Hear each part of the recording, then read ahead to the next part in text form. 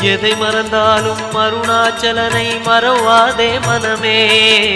புதையல் இருக்கும் மலையது கேளு அருணாச்சலம் தானே. சிவாய நமக ஓம் சிவாய நமக.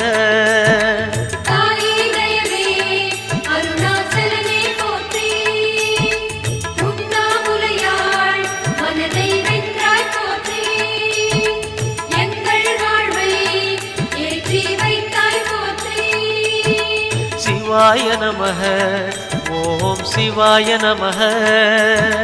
சிவாய நமக ஓம் சிவாய நமக.